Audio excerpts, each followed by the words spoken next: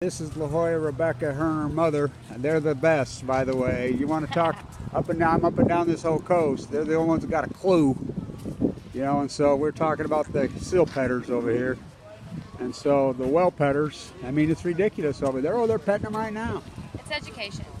I think that a lot of people aren't educated on what goes on a daily basis. They think their interaction is the only one those animals interact during your day, and they prize it, but they don't realize that it's not prized because it happens consistently, which then is so disturbing that it causes for separation of parenting, loss of life. There's rescues here every day that don't need to be rescued because it's completely human caused, not caused by the environment in which it's actually set.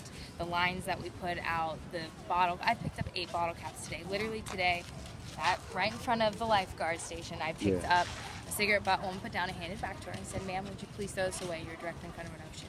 And I just educated on her. She thanked me and she walked away. So educate anyone around you. Don't be afraid to say something. Yeah, and you know I don't. Neither do you. You're great. So is your mom. Yeah. You guys do fantastic work. Now the well petter that's got the table at PB, you know, they do the same hand. Yeah. I like him. He's a pretty good dude, but he ain't you two. Yeah. You know, and so he's trying, he's learning, he's getting up to speed, the young guy. Yep. Yeah. And he's getting there. And I learned so much over the last 4 years just from doing this and speaking to people with you, because even my knowledge was minimal. You know, I was environmentally conscious in myself, but not everything that I was doing. So it took, you know, listening to others and being aware to kind of gain that. And I think over time, being coastally front, you see it more. Well, the first time I met you, because I know your mom, and I didn't know you was a daughter, and you were on one over here that day. And you were just going. And I'm like, God, where's that? And then your mom says, oh, yeah. So then I was talking to your mom one day, and she says, I didn't realize that you were the daughter. And I'm like, I met this chick that was working here, and I remember, God, she just went up. Oh, yeah, that's my daughter. And I says, yeah, we need her. So you guys keep up your good work. And so we were talking about in here the well, but right now this is important. This is Scripps, the pier right here. These are 9-inch bricks.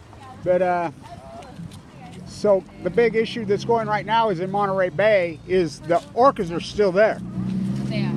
And I mean, is that normal? They're eating grays, starving to death grays. So orcas to even be in Monterey Bay in the spring's rare.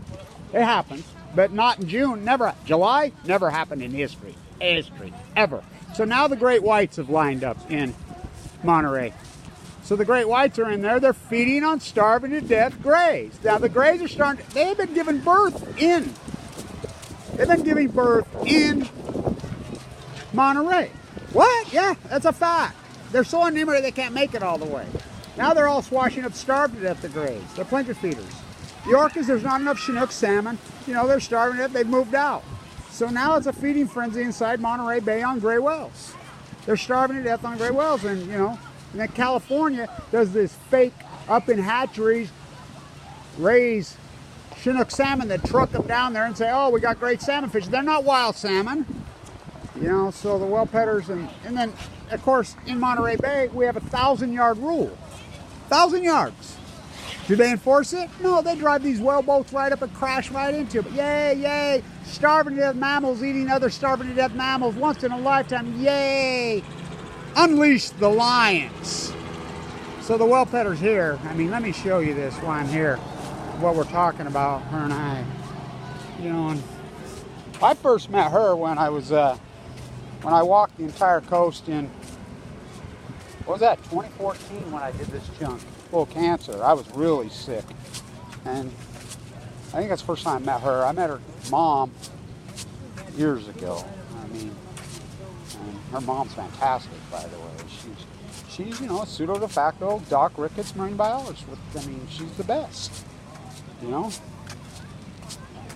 So, I don't know these ones here. You know, the well petters, but I'll get to know them. These are new. So, I mean, just like, she's fantastic. She educates and she's good, but I mean, look what we're up against. Talk about a tsunami. You know, and everything all the animals, the mammals are up against as far as Fukushima, the environmental toxin killing, let alone throw these well petters on top of it. And she knows. They're the eyes and ears. They're here all day, every day, her and her mom. I mean, this is what they do. I mean, they're very passionate. So, let me show you how out of control this has gotten.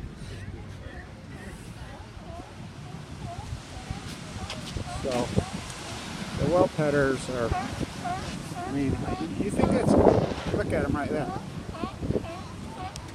So, it's get bad. They're literally touching them over here. They're literally petting you. Now, this used to be, they used to police it, keep them back. They'll tell you they do certain times a year. Look at this. I mean, it's fucking insane. I mean, this whole tourism economy is fucking obscene as fuck. So I'm glad I got that interview with her. She's the shit, you know, and her mom too. And, you know, they always, you know, she emails me, says, Kevin, I need you to put this list together for this, you know this coastal ecology like no other. And I do. I know every single piece of it, what it should be, what it is from, in Monterey, all the way up and down. I know every tide pool. And so she's like, you're the guy, man, and her and her mom. And I'm like, well,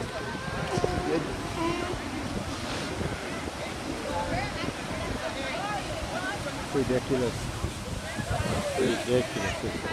What's the day? January 18th. I'll get the low tide pool videos down here, which I've documented all this heavily, every square inch of it. From here all the way to PB Point. I mean, every square inch of it, literally in the rocks. I've walked this whole thing in the rocks. And it ain't easy. If you know La Jolla coastline, you know that, especially when you get down there. I mean, South La Jolla, whoa, it's a long ways, and I've documented every square inch of it. By the way, the water quality, they issued a warning in Ocean Beach and Mission today, stay out, and there was a child surfing camp there today. They went in anyway. I said, they said get out. So when all the water quality gets tested, the worst water quality in all of California, every time we test and do it, is right here in La Jolla. So this grand, incredible piece of real estate, which its brand was. So they're sending off it right there. They started reloading the fuel there today, or Tuesday, which that should have never been delayed. We need to get that done and then get that shit moved out of here. But it's very vulnerable being moved from there. This year delay was not our friend, and it was all rouge anyway. So La Jolla scripts those pieces. Brownie scripts, yeah, that brownie. Oh yeah, oh yeah, oh yeah. You can see San Onofre from here. So. La Jolla, the jewel by the toxic sea. Is the sea toxic? Yeah, who made it toxic? Oh, it's inevitable, humans. Indigenous people lived in harmony with this environment, this ecology for 13,000 years. These people, these invading Europeans and Asians, well, mostly Europeans, have only been here in La Jolla, not very long. I mean, as far as colonizing. So, didn't take long, did it? So, it's just dirty. Oh, by the way, the great trees in the park, the ones I shot up, which I call them the Salvador Dali nuclear trees. Look at this.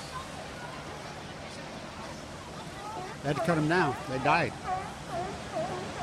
A lot of the great trees, historic trees here have died. Look at this.